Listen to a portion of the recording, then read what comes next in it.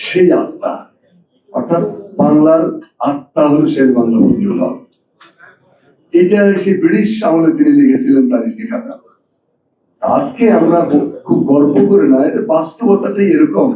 আমরা বলতে পারি দেশ নেত্রী, দেশ মাতা বেগম খালেদা জিয়া সামগ্রিক বিবেচনাতেই বাংলাদেশের আত্মায় পরিণত হয়েছিলেন, সামগ্রিক বিবেচনায়। ওসমান হাদির একটা কথা চোখে পানি এসে গেল। ওসমান হাদি বলছে যে বেগম খালেদা জিয়া যখন হাসে তখন মনে হয় বাংলাদেশ হাসতেছে, মানে বাংলাদেশ ভালো আছে না। যখন বেগম খালেদা জিয়ার চোখে পানি দেখি তখন মনে হয় দেশটা বড় কষ্টে আছে। এবং একটা মানুষ আর একটা দেশ একাকার হয়ে গিয়েছিলেন। বাংলাদেশ মানেই বেগম খালেদা জিয়া, বেগম খালেদা জিয়া মানেই বাংলাদেশ। ইংরেজি সাহিত্যের বিখ্যাত নাট্যকার এবং কবি শেক্সপিয়ার, উইলিয়াম শেক্সপিয়ার বলেছেন যে বরত্ব কখনো কখনো জন্মগত ভাবে কেউ নিয়ে আসে, কারো কারো উপর আরোপিত হয়, আর কেউ কেউ এটা অর্জন করে। দেশনেত্রী বেগম খালেদা জিয়া এই বরত্ব আসলে অর্জন করেছিলেন। সেই অর্জন কোনো জাদুবিদ্যা দিয়ে নয়, সেই অর্জন কিন্তু কোনো ক্যারিশমা দিয়ে না, সেই অর্জনটা টোটালটাই তিনি করেছিলেন তার জীবনকে স্যাক্রিফাইস করে। একজন সামান্য গৃহবধূ থেকে শুরু করে দেশ মাতা হয়ে ওঠার এই যে দীর্ঘ 44 বছরের সংগ্রাম, এই সংগ্রামের পরতে পরতে রয়ে গেছে তার নানান স্মৃতিচিহ্ন, নানান অবদান। এই সামগ্রিক অবদানগুলোকে একখানে করলে দেখা যায় যে তিনি এতটাই বড় যে সমকালীন পৃথিবীতে গণতন্ত্রের জন্য সংগ্রামে বেগম খালেদা জিয়ার কোনো দ্বিতীয় তুলনা হয় না। এত লম্বা সময় এবং এই যে 44 বছরের রাজনৈতিক জীবন, তার এই 44 বছরের রাজনৈতিক জীবনে তিনি যে জনপ্রিয়তা নিয়ে শুরু করেছিলেন, 44 বছর পর তার চেয়ে 10,000 গুণ বেশি জনপ্রিয়তা নিয়ে তিনি চলে গেছেন। এবং এটা এরকম ঘটনা আমাদের দেশে কখনো ঘটে নাই। এটা একটা ইউনিক এক্সাম্পল।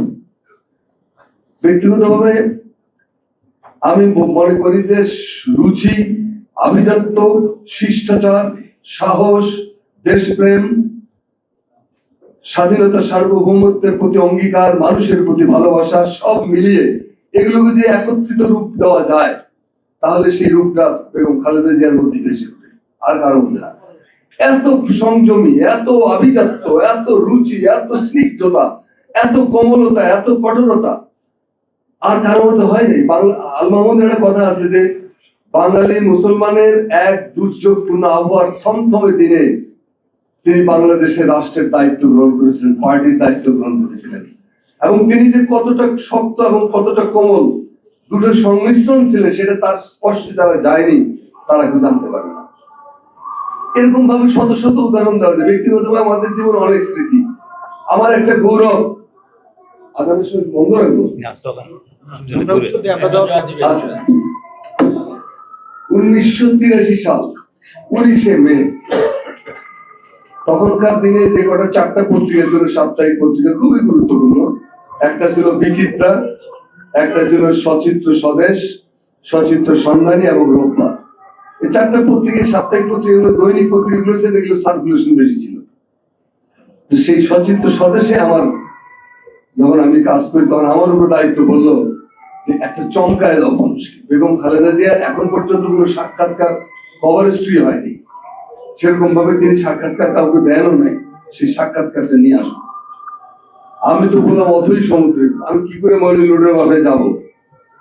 সেই দুর্দিনে ব্যারিস্টার মওদুদ আহমদ এবং AKM মাইদুল ইসলাম মুকুল ভাই, এই দুজনের দ্বারস্থ হলাম আমি, ভাই একটা সাক্ষাৎকারের ব্যবস্থা করে দেন, নইলে আমার চাকরি থাকবে না। চাকরির কথা বললাম। তো এই দুই মানে ঘনিষ্ঠ বিখ্যাত রাজনীতিবিদের চেষ্টার ফলে বেগম খালেদা জিয়ার সাক্ষাৎকার নেওয়ার সুযোগ পেলাম 83 সালের 19শে মে। সেই সাক্ষাৎকারের যে ছবিটা কভারে ছাপা হয়েছিল আমি নিয়ে আসছিলাম দেখানোর জন্য, আমি গাড়িতে ফেলে রেখে আসছি। সেই ছবিটা তুলেছিলেন আমাদের শামসুদ্দিন চারু ভাই। আমাদের চারু ভাই তখন ইত্তেফাকের ফটোগ্রাফার, আমাদের এখানে পার্ট টাইম কাজ করতেন। তারপরে এখানে বুলবুল বসা আছে, আমি আর বুলবুল আমরা বহুবার তার কাছে গিয়েছি এবং বহুবার ওর ক্যামেরা দিয়ে ছবি তোলা হয়েছে। তো সেটা হলো একটা আমার একটা ব্যক্তিগত শ্লাঘার ব্যাপার, যে কাজটা আমি করেছিলাম, বিরাট করে ছাপা হয়েছিল কভার স্টোরিটা। তারপর দুটো বইয়ের রচনা করার সুযোগ সৌভাগ্য আল্লাহ আমাকে দান করেছিল। প্রথম বইটা হলো যে আগুন ছড়িয়ে দিলে, এটা হলো মোজামিল ভাই আমাকে বললেন, তখন মোজামিল ভাই ছিলেন প্রেস সচিব, বলে যে বাংলাদেশের কবি লেখকরা ম্যাডামকে নিয়ে কিছু ভাবে না। আমি বলি, কি বলেন ভাবে না? মানে সবাই তো ভাবে। একটা বই বলে আবু সালেমের লেখাও সেই বইয়ের মধ্যে ছিল। বইটা ছিল যে আগুন ছড়িয়ে দিল। এই বইটা যখন ম্যাডামকে আমরা দিতে যাই, শামীমা চৌধুরী সহ আমরা সবাই দল বেঁধে বাংলাদেশের কবি আল মাহমুদ, মোহাম্মদ মাহফুজুল্লাহ, আশরাফ সিদ্দিকী স্যার এবং আরো অন্যান্য যারা ছিলাম সবাই দল বেঁধে দিতে গেলাম। এত খুশি হয়েছিলেন ম্যাডাম, ওই খুশিতে এত নির্মল, এত আনন্দদায়ক, চোখে পানি এসে গেছিল আমার। আর সর্বশেষ যে কাজটা আমরা করলাম 18 সালে, প্রফেসর এমাজউদ্দিন আহমদ এবং আমরা দুইজনের আয়োজনে, এটার পিছনে আরো অনেকের অবদান ছিল। বিশেষ করে সর্বশেষ দিকের অবদানটা হলো আমাদের রিজভী ভাইয়ের। এই বইটা 1500 পৃষ্ঠার বই। এই বইটা বেরোলো, বইয়ের নামগুলো ঠিক করে এমাজউদ্দিন স্যার আর আমি গেলাম ম্যাডামের কাছে যে ম্যাডাম আমরা অনেকগুলো নাম লিখে নিয়ে আসছি, আপনি কোনটা পছন্দ করবেন? তুমি একটা টিক দিলেন। আমি বললাম ম্যাডাম তাহলে একটা স্বাক্ষর দিয়ে দেন। আমার স্বাক্ষর কেন? আমি ম্যাডাম একটা স্মৃতি হিসেবে রেখে দেবেন। স্বাক্ষর দিলেন, সেই বইটা বেরোলো, কিন্তু ম্যাডাম তখন জেলে। শত শত স্মৃতি। জাসাসের সেক্রেটারি হিসেবেও কতবার যে তার কাছে গিয়েছি, কতবার যে তার কথা শুনেছি। আমার সবসময় মনে হয়েছে যে বাংলাদেশের 3টা পার্ট আছে তার কাছে। একটা হলো তার নিজের পরিবার, একটা হলো তার পার্টি, একটা হলো দেশ।